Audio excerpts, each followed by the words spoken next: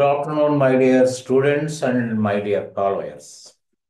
రేపు డిసెంబర్ 2 నుంచి టాలీ 5 అంటే న్యూ వెర్షన్ అప్డేట్ వెర్షన్ మీకు దీంట్లో ఈ అప్డేట్ వెర్షన్లో ఆర్టిఫిషియల్ ఇంటెలిజెన్సీ టూల్స్ కూడా ఉపయోగించడం జరిగింది. అంటే రిపోర్టింగ్ జనరేషన్ చాలా ఈజీ. కానీ ఆ, అది ఎలా దూరాభారాన్ని లెక్కేసుకొని అంటే ఆఫ్లైన్లో క్లాస్ ఎలా ఉంటుందో ఆన్లైన్లో కూడా క్లాస్ అదే విధంగా ఉండేటట్టుగా జూమ్ క్లాసెస్ ఏర్పాటు చేయడం జరిగింది. అయితే ఏంటంటే ఆఫ్లైన్ క్లాసెస్ అయితేనేమో 2 డిసెంబర్ నుంచి స్టార్ట్ అవుతాయి. ఆఫ్లైన్ క్లాసెస్ జూమ్ క్లాసెస్ కావాలంటే ఎప్పుడంటే అప్పుడు మీరు జాయిన్ అవ్వచ్చు. తర్వాత ఏంటంటే దీంట్లో కంప్లీట్ ఒరిజినల్ వెర్షన్ కాకుండా మీకు ఒరిజినల్ బిజినెస్ డాక్యుమెంట్స్ ద్వారా తయారు చేసి పెట్టిన మెటీరియల్తో మాత్రమే మీకు టీచింగ్ అవుతుంది. ఇప్పుడు చూశారు కదా, ఇక్కడ బ్యాలెన్స్ షీట్ ఉంది. ఈ బ్యాలెన్స్ షీట్లో మీకు ఏం కనిపిస్తుంది? Partners capital, loans liability, current liabilities, profit and loss, తర్వాత ఇటు వచ్చి ఫిక్స్డ్ అసెట్స్, కరెంట్ అసెట్స్ ఇవన్నీ కనిపిస్తున్నాయి మీకు. అంటే ఇది యాజ్ ఇట్ ఈస్గా కంపేర్ టాలీ ప్రింట్. ఇది మనం ఎక్సెల్ స్టేట్మెంట్ కాదు, ఇది టాలీ ప్రింట్.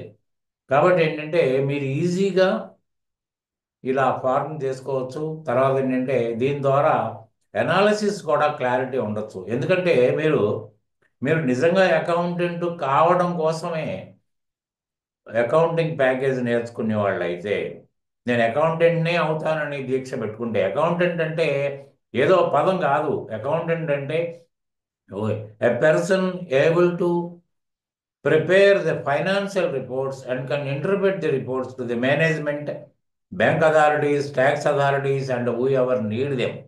అతను అకౌంటెంట్ అని పిలువబడేటాడు. అంతేగాని ఆ, ఎవరు పడితే వాళ్ళు అకౌంటెంట్ అంటే మీకు డిజిగ్నేషన్ ఉండొచ్చు, కానీ ఆ డిజిగ్నేషన్ని సంపూర్ణంగా మీరు వాడుకోగలిగితేనే మీరు అకౌంటింగ్ ప్యాకేజ్ యొక్క అడ్వాంటేజ్ ఉంది.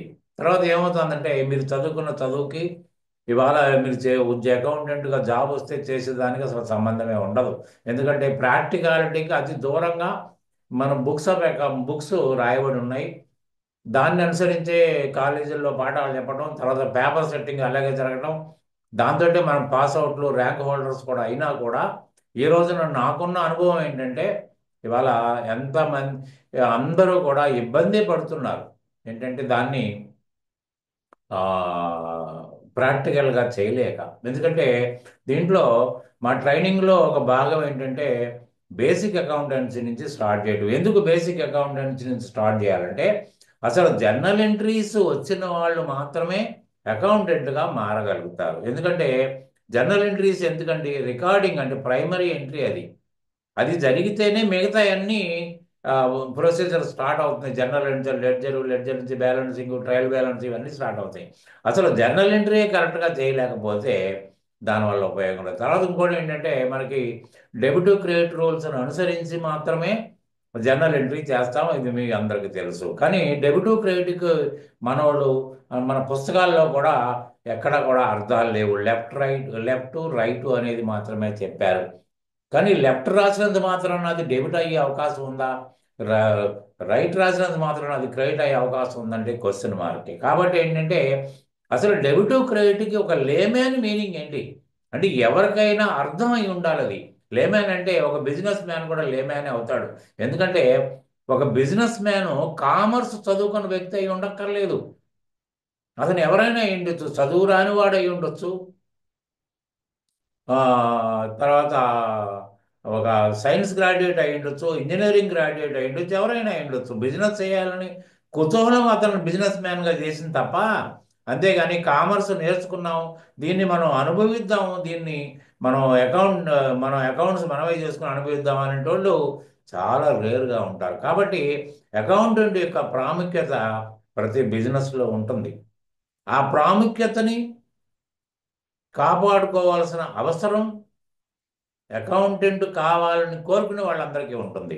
కాబట్టి ఏంటంటే మీరు ఎక్కడైనా నేర్చుకోండి. మీరు ఆల్ ఓవర్ ఇండియాలో ఏ సిటీలోనే నేర్చుకోండి, లేకపోతే మీ ఊర్లోనే నేర్చుకోండి. మీరు ఒరిజినల్ లైసెన్సుల వెర్షన్ మీద అంటే డేట్ ఆప్షన్ ఉండాలి, ప్రింట్ ఆప్షన్ ఉండాలి, బ్రేకప్స్ ఉండాలి. ఏంటంటే సపోజు ఒక 6 నెలలకి నా బిజినెస్ ఎలా ఉంది, 6 నెలల తర్వాత బిజినెస్ పెరిగిందా తరిగిందా స్టడీగా ఉందా అని తెలుసుకోవాలనుకుంటే మీరు ఒక ఎడ్యుకేషన్ వెర్షన్లో నేర్చుకోవడం వల్ల డేట్ ఆప్షన్ అక్కడ లేదు కాబట్టి బ్రేకింగ్ అది రాదు. మీరు ఎక్కడ కూడా విడదీయలేరు. కంప్లీట్ టోటల్గా ఎండ్ ఫిగర్ కనిపిస్తుంది మీకు. అట్లనే దీంట్లో ఏమైనా ఫ్రాడ్ జరిగినా ఇంకేదైనా జరిగినా కూడా డిటెక్షన్ అంత ఈజీగా ఉండదు మీకు. కాబట్టి ఇది ఎన్నో రకాల ఇబ్బందులు దీంట్లో ఉన్నాయి. కాబట్టి ఎప్పుడైనా నిజంగా మీరు నేర్చుకోవాలనుకుంటే మీ ఊర్లో అయినా ఎక్కడైనా కూడా ఖచ్చితంగా మీరు లైసెన్సుల వ్యవస్థల మీద నేర్చుకోవాలి.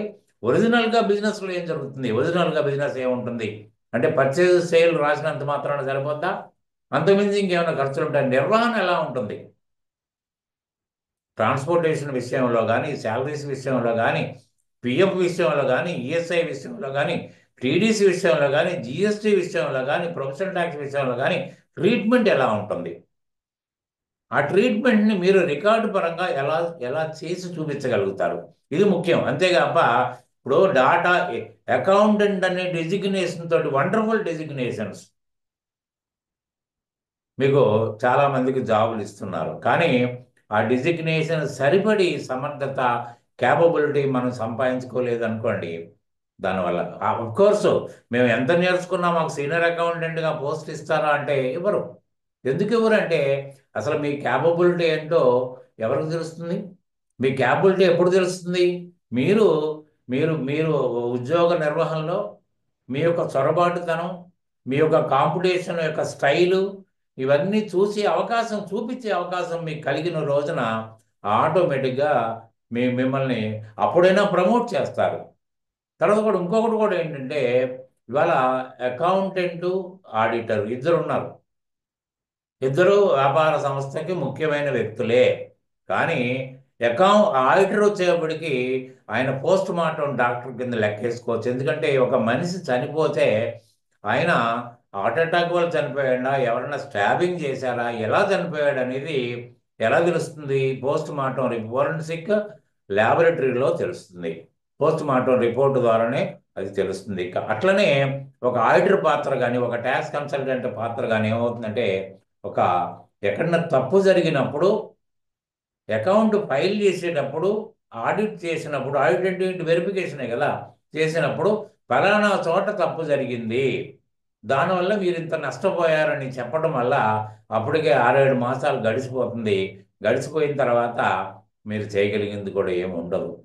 కానీ అకౌంటెంట్ పాత్ర అలా ఉండదు. అకౌంటెంట్ అంటే ఎలా ఉంటాయంటే కంప్లీట్ కంటితోటి ప్రతిదీ ఆయన కన్ను కళ్ళ ముందే అన్ని మూవ్ అవుతూ ఉంటాయి. ఆడిటరు కానీ ట్యాక్స్ కన్సల్టెంట్ కానీ ఎక్స్టర్నల్ పాత్ర ఉంటుంది, ఇది అకౌంటెంట్ ఇంటర్నల్ పాత్ర ఉంటుంది. అంటే అకౌంటెంట్ గారు ప్రివెన్షన్ చేయగలుగుతారు. తప్పు జరగకుండా ఆపగలిగిన వాడే గొప్పోడు. తప్పు జరిగిందని చెప్పినోడు గొప్పోడు కాదు. ఆపగలిగితే ఆ నష్టం మేనేజ్మెంట్ సరి చూడాల్సిన అవసరం లేదు. కాబట్టి ఆ విధంగా ఆపగలిగిన వాడు అకౌంటెంట్ మాత్రమే, not the tax consultant or the auditor. అది గుర్తుపెట్టుకోండి. అంటే మీకు అంత విలువ ఉంది. ఆ విలువను కాపాడుకోవాల్సింది కూడా మీరే. ఎలా కాపాడుకోగలుగుతారు? కంప్లీట్ సంపూర్ణంగా మీరు చదువుకున్న బీకామ్ కానీ, ఎంబీఏ కానీ, ఎంకామ్ కానీ, ఆర్ సిఏ కానీ చేసుకుంటే దాంట్లో ఒక థియరియాటికల్ నాలెడ్జ్ ద్వారా మీరు ప్రాక్టికల్గా ఆలోచించగలగాలి. ఆలోచించగలిగితేనే మీకు దాంట్లో ఉన్న లోతులు అర్థమవుతాయి.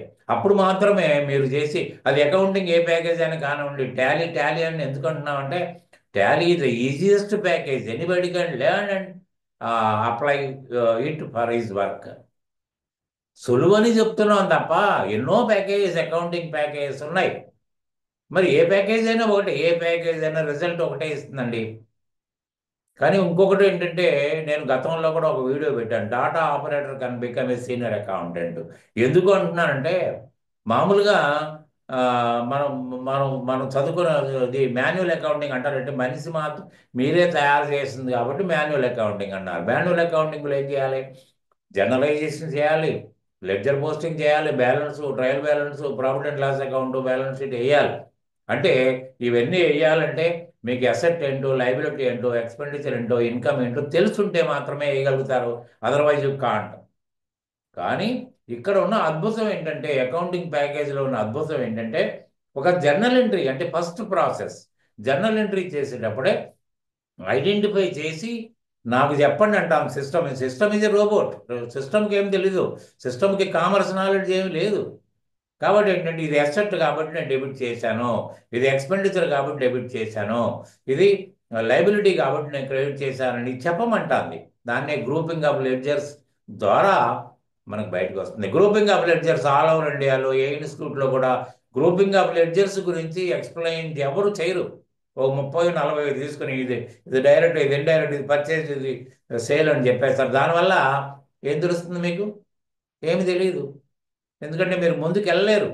కాబట్టి ఏంటంటే కంప్లీట్గా దాన్ని క్షుణ్ణంగా తెలుసుకోగలిగినప్పుడు ఎటువంటి బిజినెస్ యాక్టివిటీలో మిమ్మల్ని అకౌంటెంట్గా నియమించబడినా మీరు బ్రహ్మాండమైన అకౌంటెంట్గా మారగలుగుతారు. కాబట్టి మీరు తెలుసుకోవాల్సింది ఏంటి? ఇక్కడ ఈ డెబిట్ క్రెడిట్ ఎందుకు చేశాను అని చెప్పగలిగితే sir, the rest of the matters will be taken care by the system. మీ అసలు అవసరమే లేదు.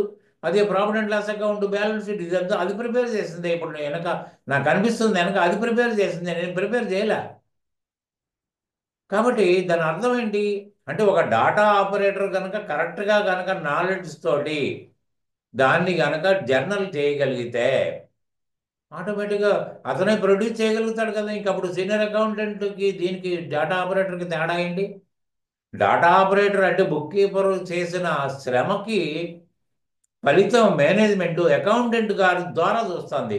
కానీ మనకి ఆ, ఇప్పుడు ఒక బిల్డింగ్ కడితే ఆ మేస్త్రి బ్రహ్మాండం కట్టాడు బిల్డింగ్ అంటారు. కానీ మేస్త్రి బ్రహ్మాండాన్ని బయటపెట్టింది ఎవరు? ఆ లేబరే. ఆ బ్రిక్ వర్క్ చేసిన వాళ్ళు, తర్వాత తాపీ చేసిన వాళ్ళు, వీళ్ళు కదా చేసింది. మరి వాళ్ళు బయటికి ఎలా వస్తున్నారు? రావట్లేదు కదా. కాబట్టి ఏంటంటే ఇది కూడా ఏంటంటే ఒక బుక్ కీపర్ చేసింది ఒక అకౌంటెంట్ గారు దాన్ని, ఆ ఫలితాన్ని పొందుతున్నారు. ఆ ప్రివిలేజెస్ అన్ని ఆయన పొందుతున్నాడు, కానీ మీరు పొందట్లేకపోతున్నారు కదా. కానీ ఇక్కడ ఆ పొజిషన్ లేదు. ఒక డాటా ఆపరేటర్ కన్ బికమ్ సీనియర్ అకౌంటెంట్ ఛాలెంజ్ ఇది. నేను ఛాలెంజ్ చేస్తాను ఇది ఎందుకు కారు అని. కానీ ఈ ఛాలెంజ్ నిలబెట్టుకోవాలంటే ఖచ్చితంగా మీకు బేసిక్ అకౌంటెన్సీ గురించి క్షుణ్ణంగా అర్థం కావాలి. డెబిట్ క్రెడిట్ యొక్క లేమ్యాన్ మీనింగ్ తెలియ ఉండాలి. ఆ లేమ్యాన్ మీనింగ్ కూడా నేను తయారు చేశాను, మీరు చూడగలుగుతారు. ఎందుకంటే మొన్న ఒక 1 వీక్ జూమ్ క్లాసెస్ పెట్టాను. జూమ్ క్లాసెస్లో జనరల్ ఇంట్రెస్ట్ ఇస్తే దాదాపు వర్కింగ్ పర్సనాలిటీస్ కూడా ఇబ్బంది పడ్డారు. ఏంటంటే దానికి ఆక్షేపణ కాదు, ఎందుకంటే మనం మనం ప్రవర్తించిన తీరు అది, మనం నేర్చుకునే విధానం అది. కాబట్టి ఏంటంటే ఇవన్నిటికి నుంచి అధిగమించాలంటే మీరు ఒరిజినల్ వెర్షన్లో నేర్చుకోవాలి. అంటే ఎట్లా అంటే ఎట్లా రిపోర్ట్స్ ఇవ్వగలగాలండి, ఎట్లా అంటే ఎట్లా. అట్లనే మీరు బేసిక్ అకౌంటెన్సీలో పట్టు సాధించుకోగలిగితే ఈజీగా ఉంటుంది. కాబట్టి ఏంటంటే ఆఫ్లైన్ లో చేరాలనుకుంటే ఆ, ఇది ఆడిటర్ ఆఫీస్ ఇన్స్టిట్యూట్ కాదు. ఆడిటర్ ఆఫీస్లోనే మీకు అంతా మీకు బ్యాంక్ స్టేట్మెంట్స్ అన్నీ కనిపిస్తాయి మీకు. మీరు ఒరిజినల్ రికార్డ్స్ తోటి చేయొచ్చు.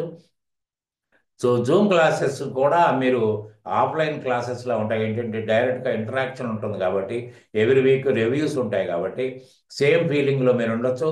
మీ ఇంటికాడ కూర్చునే హాయిగా మీరు క్లాసుని ఆస్వాదించవచ్చు, ఇబ్బంది ఏమి ఉండదు. మీరు వర్కింగ్ అయినా, లేకపోతే ఇంట్లో హౌస్ వైఫ్లు అయినా, రిటైర్డ్ పీపుల్ అయినా, ఎవరైనా కూడా they can enjoy the Zoom classes and they can learn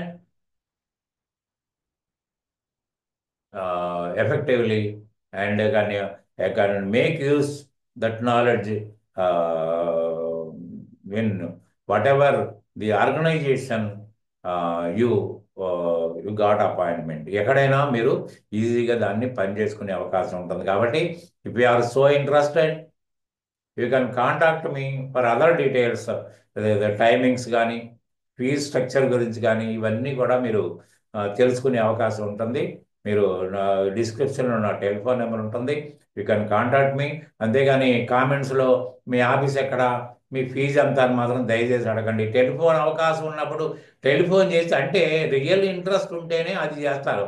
అంతేగాని ఏదో అడిగితే సరిపోద్ది అనుకుంటే దానివల్ల మీ టైం వేస్ట్ మా టైం వేస్ట్ ఆ పని చేయకండి. దయచేసి మీరు ఇంట్రెస్ట్ ఉంటే ఖచ్చితంగా మాట్లాడండి, లేకపోయినా బలవంతం దీంట్లో ఏం లేదు. ఎవరు అందుబాటులో ఉన్నది, ఆ, ఎవరు ఆ, సస్తా ఉన్నది వాళ్ళు నేర్చుకునే అవకాశం మీ అందరికీ ఉంటుంది. మాకు మేము ఏ కమాండ్ మేము చేయలేం కాబట్టి మీ ఇంట్రెస్ట్ని బట్టి రండి. అట్లనే మీరు if you like this type of videos, you please share it and you can you please subscribe it. Thank you very much.